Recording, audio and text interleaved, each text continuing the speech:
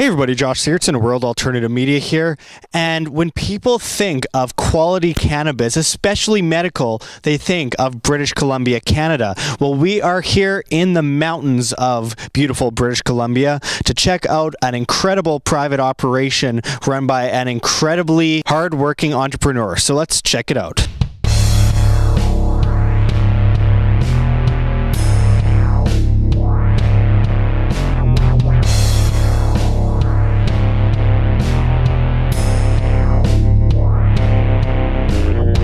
I'm Chad Jackett from Liberty Farms and Grassroots Medicinals and the Cannabis Growers of Canada. So can you show us a bit of your operation here? Yeah, sure, for sure. So I got a mixed bag of stuff over here. A lot of it's already been plucked out. We're a little bit late in the season now, but we had pumpkins and squash, tomatoes. How important is self-sustainability to you? Extremely important. I think it should be important to everybody. So what do we got here? So in here we have basically some research and development stuff. It's all kinds of different strains that I've just got in a little tiny greenhouse here that I'm testing for the conditions in British Columbia, basically just seeing what will actually finish in our weather and what I'll get out of them and the differences from growing them inside or outside. And a lot of strains, you'll try them inside and they won't actually finish in the BC conditions or in Canadian conditions, really. We have a pretty short season compared to other places, and a lot of the time you just don't make it. So it's all experimental, and every year that goes by you learn something new and you discover new strains that might be suitable for the environment, and it's a lot of fun.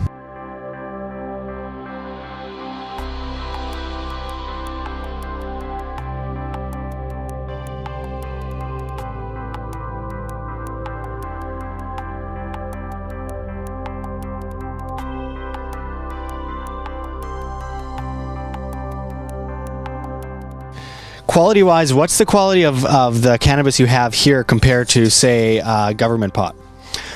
You know what? Here it's a lot better cannabis, and grown outside cannabis isn't the most high-end cannabis because it's more, suitable. It's more susceptible rather to the environment, and there's bugs on it and all kinds of different things, but there's absolutely zero pesticides that's used here whatsoever. So on that case, then it's extremely superior to LP products. But I tend to prefer most of the time an indoor grown product myself, because it's I don't know why, to be honest with you. It's not always. Some of the plants that are grown outside I really like and I enjoy it, but you tend to be able to just tend to your plants a lot better, give it the exact environment that it wants. The buds are just a little softer almost. The conditions outside, they harden up a little bit more. I think they're a lot stronger, and I'm doing some tests on that and trying to figure some of that stuff out. But it's kind of funny because some plants grow better and will actually produce more trichome outside than they do inside, and sometimes it's vice versa. So it's one of these things that you just never know, right? Well, you are more of an individualist. You're trying to get these things done yourself as a businessman. How do you face off against, this so-called legalization that we're seeing under Justin Trudeau? For two reasons that I was very, very clear about. One, to better protect our kids from the easy access they have right now to marijuana. And two, to remove the criminal elements that we're profiting from marijuana. And we believe that a properly regulated, controlled system will achieve both of those measures. Well, we haven't brought in that properly regulated, controlled system because it's important that we do it right in order to achieve those two specific goals. And until such a moment as we have brought in that system, the current prohibition stands. Well, I saw that coming a long time ago, the monopolization of the market from these crony capitalists or socialists or whatever you want to call them. They're trying to really monopolize everything in the world. They're trying to get more industry, more and more industry into fewer hands. And with the cannabis industry, of course, it's not going to be any different. So we really need to be loud right now. We need people to stand with us. The Cannabis Growers of Canada is an organization that I put together back in 2014, and it's been running ever since. And we're really trying to get as strong as we can and as loud as we can, especially this year because it's really a crucial year. So as many people as we can get on board to help us out to get the real true, I hate to even call it legalization, but to actually get rid of prohibition and be able to use this plant freely as it should be used. That's what we need. We need that army. We need those people that are willing to put their guts on the line and their heart and soul on the line and stand with us. It's not an easy fight. I never know what's going to happen to me in this, and so being a faithful man, I just try to put my faith where it belongs and not fear the other side. And it's interesting that it's always about what benefits the government, right? So it's so-called an end of prohibition when in reality we're seeing massive prison sentences that could be lined up for people that don't follow the exact line of the government. And you went into something that's really core, that is the monopolization of the markets, because of course that's going to benefit government when you go under the guise of stopping big monopolies, which the left talks about all the time, but then pushes this, implementation by government regulators and extortion taxation in order to monopolize the market in the favor of the government. So why is it bad for there to be private monopolies, but it's totally fine for government without any demand of individuals to have this massive monopoly? So what are your thoughts on the proposed so-called legalization under Justin Trudeau coming down the pipe for Canadians soon? Well, plain and simple, I think that the legalization in Canada is nothing short of a lie. Just look at the word legalization. It's basically the government took a right away from you and they're giving it back at a price, and that price is taxation, regulation, government monopolization, and there's no end to prohibition here. What needs to end is the prohibition, but what we have here is incredible. We have, for example, the distribution of budding flowers, cannabis plants. You can end up in prison for up to 14 years. Mm-hmm. That isn't an end to prohibition. That isn't true legalization. What we're seeing today is just Trudeau trying to get future voters, because he promised us time and time again, we're going to legalize it on this date, this date, this date, and now it's coming up right before the election in 2018. Can you go into what you've been up against? I mean, we're up against everything. We're up against all of our stolen tax dollars, being used as propaganda against us. We're up against, the citizens out there that have sucked in a lot of the propaganda and really don't understand this plant the way they should. We're up against a ton, and it is all because of government propaganda and lies, and we're up against a ton right now. You see the propaganda coming after us that we should all be shut down and we're all terrible, dirty people, and not doing our lab testing and all this stuff, which is a lie in most parts. I mean, they're targeting certain cities that they know are a little bit behind on the draw. BC is far ahead of a lot of other provinces, and that's why I think they've been targeting Ontario and different areas where they're really bringing in this legalization, where they're sort of monopolizing, and they're trying to put the fire out in this direction where if we lit the fire from BC and we actually got the form of true legalization that we all want here, we could spread that wildfire across the country that way. That's why I truly think that they're doing this whole LCBO stuff and all that. They don't really have a culture of growing cannabis in all the other provinces. No offense to them. They have some, but it's not like BC, BC is known all around the world. It's BC bud, there's a massive culture there. And for them to attack that one first, I think there'd be a loud noise. And I mean, there has been a loud noise. And we're going to be up against a ton more. I have no idea what my future holds here. All I know is I have patients that count on me.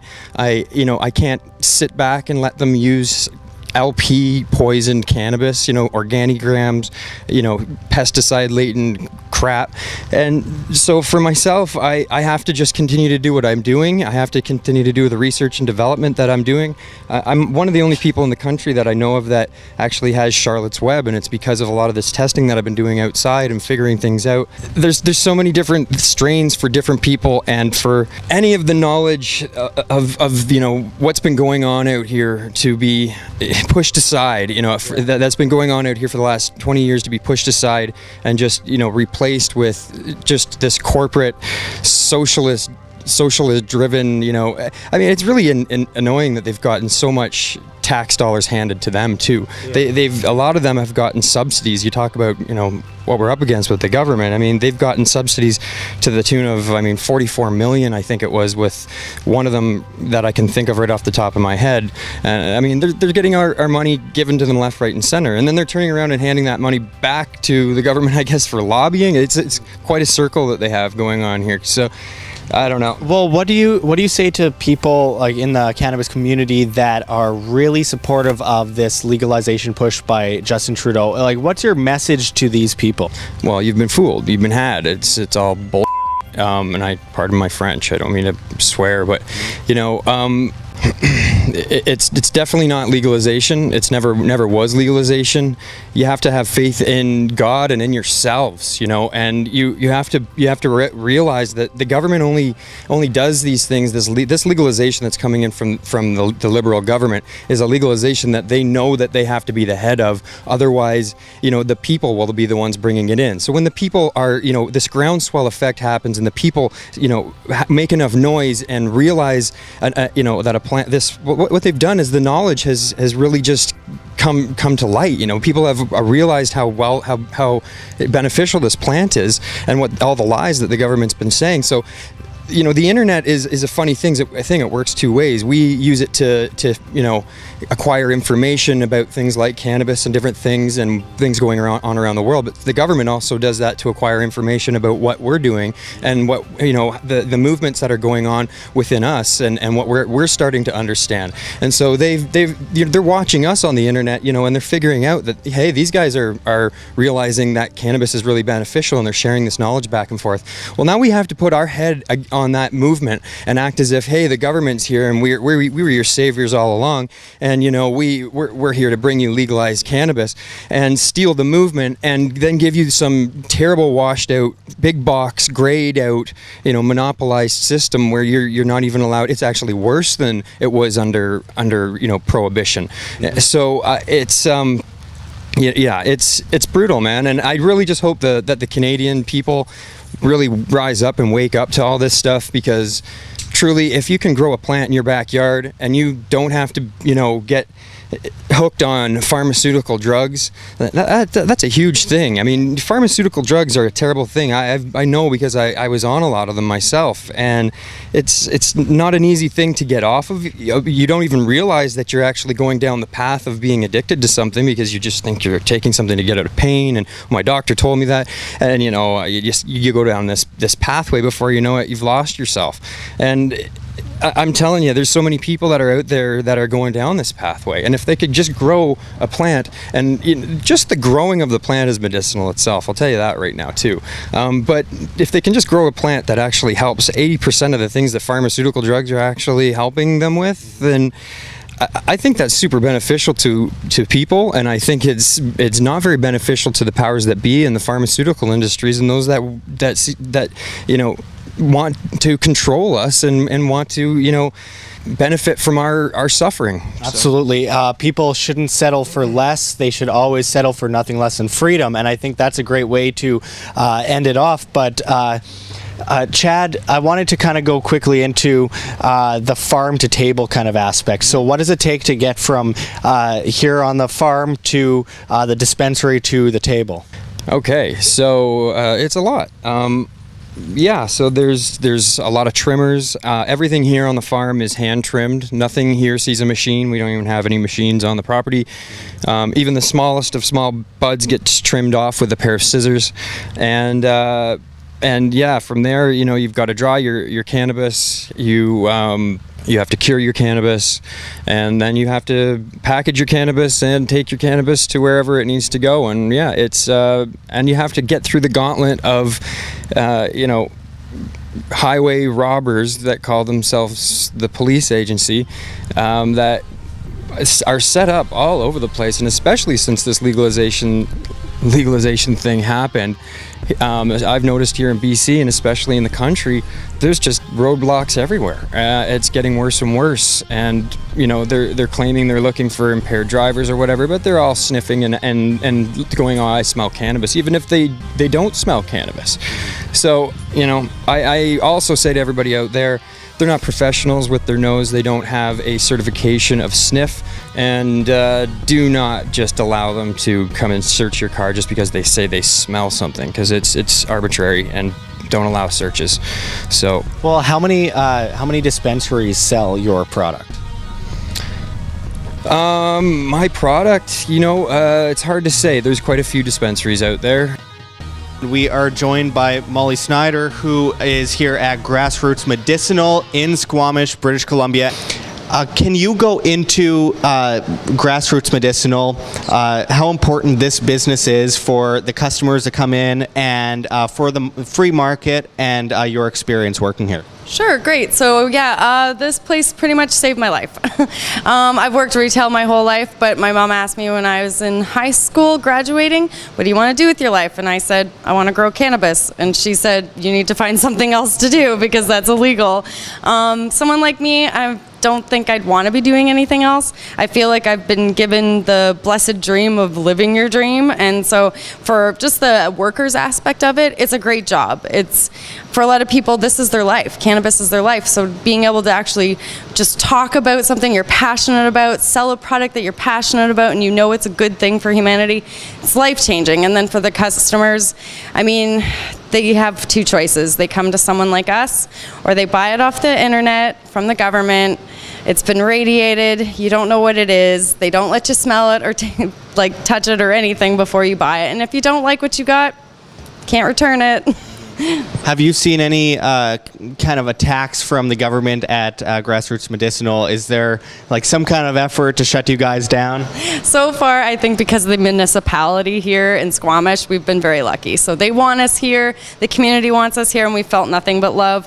But at the same time, we do have that fear, that the federal government could come in and bother us. But I honestly think at this point we haven't caused the community any problems, and if anything, most of the community is very excited that we're here. And from what I've been seeing from the patients themselves, the life change there. I've got a lady who now doesn't have to drive all over. She lives right across the road, just comes over with her little dog and then goes home. It's nice and safe for her, and there's no hassles.